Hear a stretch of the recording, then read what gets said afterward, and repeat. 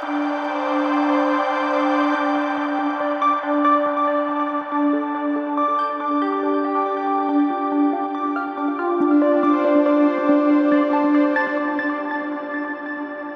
morning, good afternoon, good evening. My name is Oladimeji Oladele, and I'm your host today on your favorite Sunday show, Arise TV. I'm pretty excited about what we're going to be talking today or discussing today because we're at a very pivotal time in the United States, our country. We have an election coming up on November the 5th, 2024. And on behalf of the King's Justice Ministry, which is a ministry here in the King's Palace or at the King's Palace, I have two friends, very good friends, and they're friends of mine.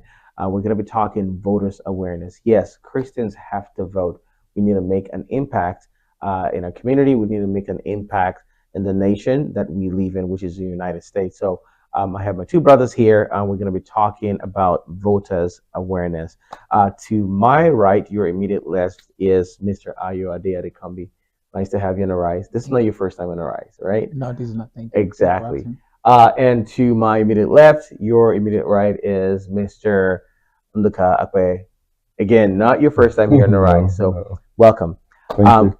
We're going to go right into this. A lot of Christians are out there, and we're trying to figure out what's going on for the election. Believe it or not a lot of people know that we're having an election in November 2025, or 2024, I beg your pardon. First question is, why is it important for people, and Christians especially, to be engaged in the political process and to vote? Because believe you me, a lot of us don't think we should vote. Yeah, it's a very good question, and thank you for having us. I think as a ministry, not just because we are Christians, God has given us the opportunity to influence society, and we can't eliminate politics from the society because part of what made the fabric of the society. So, as not just because we are Christians, but because we are citizens as well, because we are citizens here on earth is not our final destination. As long as we are here, whatever is happening here on earth is also going to have an impact on us, not just on us and on our family, career, businesses, how we worship God, whatever we do. So, with that in mind, it is our duty as citizens to participate in the civic uh, engagement. So we have to get involved, not necessarily run for office, but for us to educate ourselves first of all, and then participate in choices, because politics is about choices. So if we don't vote, we are making a choice, because ultimately somebody has to vote, and those who are voting, we make choices and their choices will also be forced on us as Christians. So it's important for Christians again to vote so that we can choose how we want to be governed, and then we can also determine how the society is going to affect or impact our lives, especially our children. Because in America today, there are a lot of issues about public education or private education, what children are learning, the content. So voting is important. It's a way of us also saying, this is how I want to be governed. This is how I want the society to be. So Christians must not just vote because is their civic duty. They must vote because they also want to influence the direction of the country and what values they hold. So that's also very important. Thank you, Mr. Ayode. Luca, what do you think? Why should people, especially Christians, be involved with the political process? I think it's really important for Christians to be involved because if you do not get engaged, someone is going to make decisions on your behalf that you may disagree with, but will affect you negatively. And not only do you focus, I know most times we get most of the voters interested in presidential elections and all of that, but a lot of times there are other local decisions that need to be made. I remember many years ago being in a community, and a lot of the Christians did not go vote, and they did not realize that there was actually a ballot initiative to make all the bathrooms accessible to both genders. And so those who went to vote, who were non-Christians, approved that, and the Christians started to complain later on. So it's really important not to take the voting process. Don't take it for granted, because no matter what you do, I know a lot of us say we don't like politics, but politics can be forced on you if you don't engage. Awesome. That's quite interesting to know. All right, so I mean, either of you can answer this question. Who's eligible to vote, and how can someone check their voters' registration status? Yeah, to to be eligible to vote in Texas, not just in Texas, in the United States in general, you must be a citizen of the United States. That's first and foremost. So, in other words, if you are a permanent resident, please ensure not to vote. Do not try to vote or attempt to register, Mm. because there are cases right now in Texas Supreme Court of an African American who was not well. She's a citizen, but she was on parole. She wasn't allowed to. Well, she was not supposed to vote, but she went ahead and registered to vote. Although she didn't cast a ballot, but she showed up at the polling booth and then got the ballot. But she did not ultimately cast the ballot, but she got 5 years in prison. Wow. So if you are a permanent resident, the only benefit you are not enjoying at the moment is the right to vote. You can enjoy every other benefit as a citizen, but voting is none. So I would say to vote, you must first and foremost ensure that you are a citizen of the United States. You must be 18 years and older. In some states, you have to be 17 years and 10 months before the election day. But Texas, you must be 18 to register to vote. And then also, you must not just be registered to vote, you must make sure that you are a resident of Texas. You must live in Texas to vote in Texas. You cannot just be in another city and you want to vote in Texas. There are options for you to do that, but you must be a resident of Texas, and then you must be a resident of a county for you to vote. Now, on the question of how do I find out or ensure that I'm registered to vote, my suggestion would be that people should visit votetexas.org. That's the Texas Secretary of State website. On that website, you are going to get a lot of information about how to register, how to vote, what you need to do, your polling location, and then to also confirm whether you are registered or not. So those are the processes available for you to vote, and then who is eligible to vote. Well, thank you. And I'm going to ask you just a follow-up question, and I'll get to Mr. Akpe here. If someone has recently moved, right, what should they do to ensure that their voters' registration is up to date? Yeah, very important. So in Texas, in some other states in the United States, if you are registered to vote in 2020, your name was on the voters' roll, and you did not participate in the midterm election in 2022, or you did not participate in the mayoral election that happened in Houston or any of your city, um, after 4 years that you have not participated in any election, they're going to get your name off the voters' roll. So if you moved from, let's say you used to live in Katy, you moved to Cypress, or you used to live in Cypress, you moved to Katy, if there is a change of county, so if you used to be in Harris County, you move to Fort Bend County or Montgomery County or Brazoria. Brazoria County, for example, you have to, you're not re-registering. What you are doing is you have to notify the state of Texas that you change your address, because you cannot vote in a county where you are not registered. That's very important. If you do, again, it's a crime. I'm trying to let people see, because there are laws, because they call it voters fraud. So you have to vote in a county where you are registered. So if you move from Harris County or Fort Bend County, vice versa. So you have to go on the votetexas.org website and then print out a change of address form, fill it out, and then mail it. It's free. It's not going to cost you anything. You don't need a postal stamp. Just put it in an outgoing mailbox around your neighborhood. They're going to pick it up. They are going to send you a voter's registration card, yellow form. They will send it to you to acknowledge that they received your change of address. So if any of those things are all, you married, you change your name, that's also very important. You have to notify the county before you can vote. You cannot be registered in Harris County and go vote in Fort Bend or Brazoria County. Again, that's against the law. That actually happened to me in the last election when we moved from Brazoria and to Wheeler County. And so I went to the polling unit, and she's like, "No, you're not here." I'm like, "But I live here now." I hadn't updated my my voter's registration card. So Yeah. that's good information that you just give us. Thank you very much, Mr. Adekombi. Look at real quick. What So kind of? before you ask that, what did you do? Were you able to vote on that day, or you had to go back? I had to go back. Okay. I had to go back. Yeah, I had to go back to the Pearland area to vote. That sucked, but I had to because I was very passionate about it at that time. So still, I am. I'm still passionate about it. But at that point, it was just not having the knowledge that I had to update my voter's Yeah. registration. Mhm. I thought that was done automatically based on where you lived, not knowing that I had to, just like you said, really filling out the form, mailing it back, and they having it updated. But great information you've provided. Mr. Nuka, really, what kind of identification is required to vote? And what happens if someone doesn't have the required identification? So for voting, I usually make sure I have my driver's license or a state issued ID. Okay. So for those who do not drive, you can get a state issued ID.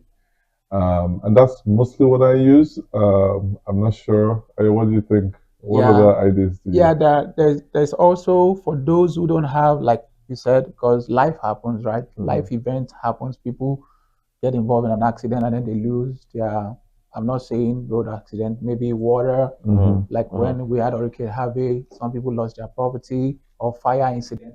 So if you don't have your driver's license, you either have a US passport, you need to have maybe naturalization certificate that has your photo. You also need to have, if you're a gun owner, you have a gun license also is acceptable. If you're a member of the US military, they have an ID card as well. Those are acceptable form of ID. Now, if you show up at the polling location or polling but you don't have your ID, there are alternative options that they will allow you to have. For example, utility bill that has your name, not your neighbors, not your name, and then any form of identification that is either from the county, the Texas government, or your local government, like your DMV vehicle registration. Okay. Yeah, those they will bring out a form and let you fill out your name, make copies of what you brought, and accept it pending when they can verify your identity. So you have, let's say, your birth certificate as well. That's acceptable. They don't accept college ID. No. They don't accept your office ID. No. It has to be something that is issued by the government or utility district because they are government as well, etc., etc. Is that only in Texas, or is that all over the United States? That's only in Texas. Okay. Oh, okay. Because Texas is a voters ID state. Yeah. Some other states you actually don't need a voters ID. But Republicans or politicians in Texas says because of voters fraud, so voters ID is required. That's actually surprising to me that in other states you don't need an ID to vote. Some states. Some states. Not Not others. Not Yeah. all others. Yeah, Uh-huh. you're right. In some states. So I truly wonder how they, Yeah, I think it's really about the states and their philosophy about voting. Mhm. Some states they like to restrict voting, and other states want as many people to vote as possible. For example, I think in a state like Colorado, you can actually register on the same day you vote Correct. wow. because they want as many people as possible to participate in the voting process. I mean, it's just to add to that is if you're not a citizen, they have the database for US to citizens. know, yeah, correct, Yeah. correct. Some of these states share That's true. data. Yeah. So, for example, if you stop me, if I'm driving in Arkansas, I carry Texas driver's license. How are they able to know my address? Because you share there's Yeah. interstate, connection Collaboration, or yeah. collaboration that they Yeah. have. They have access to this database, but just like you said, they're just trying to make it more difficult for people to vote. Yeah, yeah, and that's true, and we need to spread the word. Like, yeah. All right, so I think this is an interesting question because something happened to me in the last general election, which I got to the poll. I knew the party. Again, we're not. I'm not going to say the party, but I knew the party I was going to vote. I knew the candidate I was going to vote. So I went in there, and again, all covered up. I chose the candidate, and for the rest of them, I think the other senatorial and the rest of them. Personally, what I did, I'm not asking anyone to do this, but what I did was I just looked for whoever was a female and I just voted. Mm. And this is me being honest, right? I just looked for whoever was a female and I voted that person. But for the presidential, I knew the person I was going to vote. The question is, what are some practical steps for Christians like you and I and a lot of people watching online today to take in researching candidates and understanding their positions before voting? And either of you can, actually, both of you should take a stab at this. Okay, I'll go first. There's a website called VoteSmart. It's a very good. It's non-partisan. It was done by a group of doctoral students, college students that graduated from MIT. VoteSmart is the name of it. VoteSmart.org. On that website, they actually have access to some congressional database. So Mm. people who serve in Congress, how they vote, all their personal information is online on that website. How they vote, what they stand for, their belief. If you go to that website, all you need to know is just the name of the candidate you want to vote for, and then just type the name of the candidate. They will bring out the issues the candidate supports, Mm. how much money the candidate is receiving in their salary, how much the name of their spouse, their personal information is on that website. So everything that has to do with the candidate Wow. is on the website. So you can read about it, see their voting pattern, how they have been voting, what college they went to, what year they graduated. All that information is the moment you serve in Congress is no longer personal. It's public information because you are a public official. If I want to vote for candidates, I check out the candidate or the values that they hold to see whether we have some Wow. kind of similarity. Thank you. Look at, do you go by public opinion of who the candidate is, or you truly do research? And how do you research?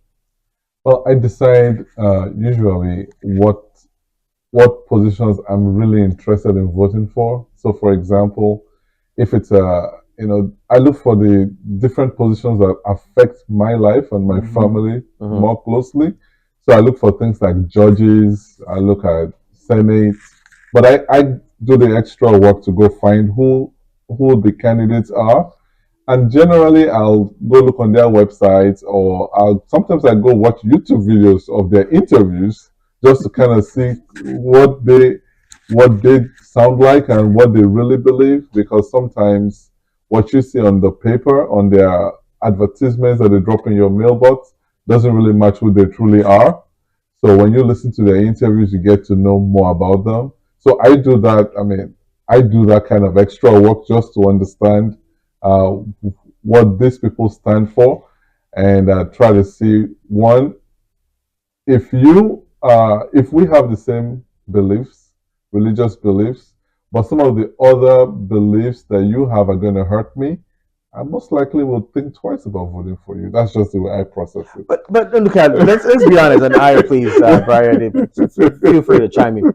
I don't think there's going to be one candidate that matches all your criteria. Correct. That's So true. do you have like a scale or a weighted system where you can say, okay, as long as he checks one, religious beliefs, two, he is pro life, for example. Yeah, Again, yeah. so do you have those kind of weight system that you put in place, and you rank a ranking system, Yeah. or you let the spirit of God just lead you? Yeah. Well, that's part of it, but I think there's a lot that goes into it. For example, if you're a business owner, if you're a small business owner, Correct. and there's a policy that the local government has enacted that is going to hurt your business, Yeah. you're most likely going to vote against that, no matter whether they 100% agree with you in your faith or not. Because at the end of the day, you're looking at how are the policies going to hurt, my family. For example, in Texas, a lot of people who are Christians don't necessarily vote Republican because the Texas Republicans don't support healthcare. So there are a lot of those kind of things that people weigh in. And a lot of Christians that also vote for them because their Christian values are more important than any other thing that they want to consider. They probably have their own healthcare. Exactly. Right? And so healthcare to them really isn't a big deal. It's not a big It'll be deal. something else. Mhm. Okay. Yeah. I think for me, again, like you said, having a scale doesn't hold it for me. Mm. Somebody can, like I think it was Warares that shared with us during the LCM. In Congress of the United States right now, there are over 400 people that claim to be a Christian. But look at the policies they are or the laws they are passing. Yeah. So somebody can't just say, "Oh, I'm not going to vote for somebody because the person claims to be a Christian." Right? So what I want to see is your action. What have you actually done that has impacted or contributed to what you profess? If you say you are a Christian, for example, and all the laws you are passing is to oppress people or to put people down. There's nothing Christian about that. That's not what Jesus did. That's not what Jesus was for. Yeah, there are issues of the Bible that we hold dear. For example, pro-life. We are also we believe in family values of marriages. Yeah. However, some of these people say that just to win vote, and then they do something else in their closet, and then you'll be shocked or surprised when they release that information, or you find out later that, oh, the person I voted for. So for me, it's not just so we are left in a binary box in America that, oh, we vote for the lesser of two evil. And that's where most of us or Christians are voting that, oh, somebody did this, and oh, I can let that go as long as it's a Christian. It might not be. That might not be the basis, because you might be contributing to voting for that individual that want to harm others or cause harm to others. Jesus was about social justice. Jesus was about helping the poor. Jesus was about lifting people up. So if I see somebody whose value is in that line, and even when they are not Christian, but they are doing things that I see that in the Bible what Jesus stood for, I'm going to vote for that candidate. Awesome. Thank you very much. We're running out of time. We have a few more questions here, but we truly run out of time. And I'd like you both to just give us two final words, one from you and one from you. So I'll have you go first, Aduka. I'd say no matter where you stand on the political aisle, whether you are left, right, or middle, don't take voting for granted. You know, don't take voting for granted. I want to make sure that you engage with the process and do your best. Democracy requires work, so make sure you study and you study the candidates and you learn about them and make the best decision that you believe your conscience wants you to make. Thank you very much, Messiah. Yes, I will go by saying thank you for doing that. What I will do is to also add to help people. The National Voters Registration Day for people to get registered and vote is September 24th. Please make sure that you are registered to vote in Texas by October the 7th. That's the final day to register to vote. If you want to vote in November 5th, on November 5th, make sure you turn in your voters registration by October the 7th. And then early voting starts in Texas, in person early voting starts in Texas by October the 21st, 2 weeks before the election day, October the 21st. So you can vote 2 weeks prior to election day if you're not going to be available. And then finally, if you also are going to be out of state, you can request absentee ballot, or you have to be elderly, or you have to be serving in the military, or it has to be something. You can't just say, "Oh, I'm going to be getting married on that day." Nah, that doesn't count. I'm going to go to work. So it has to be you are serving in the military base, you are going to be deployed, you are 65 and older, or you are going to be having surgery. Those kind of condition, you can request absentee ballots. You can vote in absenteeism. So those are the ways I think it's important for us to educate ourselves. But what about those who are disabled and may not be able to get there? They can request absentee ballot as well, but they have to. When you are registering your vehicle or driver's license, they have some sticker that they have, so that way the state can verify they are actually disabled. You can't just claim that, oh, I'm disabled. There has to be some form of identification or verification. Awesome. I'm really glad that you both have come here, and really I'd like to have you guys just shortly before the election, or maybe even right after the election, we can debrief again and maybe talk a little bit of politics, talk a little bit of the election process, post-election process. Again, this is the King's Justice Ministry, which is a part of the TKP, the King's Palace, located at 537 East Fifth Street, Katy, Texas. The Bible says watch and pray. So while we pray, we also have to watch. Yes. And Luca and I, you have talked about watching, just watching for cues, doing your research, seeing what these candidates have done in the past. In addition to praying and let the Spirit of God lead you. Again, the Spirit of God will not lead you to support someone that will bring down God, that would hinder God's agenda, right? God will always lead you to support the person that will bring his agenda. I like what you said. It's not about the less of two evils, because there's always going to be evil around the world, right? But as long as we obey God, do our research, educate our children as well, so they start understanding the process, and don't be shy to go out to vote. Right? We really we don't care whether you're Republican or Democrat or independent. Just go out and do your civic duty. I think you owe God that. We owe God that, and we owe our children again. Yeah. Because if we don't do that, like Lucas said, and you also said, Ayo, that people just will lead us, and the outcome might not be what we want. But again, we forget that we have not done what we're supposed to do. So Correct. thank you, gentlemen, for coming to Arise. We truly appreciate it. Again, I'm going to try to make sure that we get you guys back sometime either closer to the election, maybe not to discuss candidates, but again, to talk about the process. And also maybe after the election to see, how far, if Christians truly went out to vote. Because I'm sure there's statistics that will show if Christians went out to vote or not. Yeah. That's it for today. Thank you very much for joining us, Rise, and we really appreciate you, gentlemen. Thank you so much. Thanks for having us. Thank you for having us.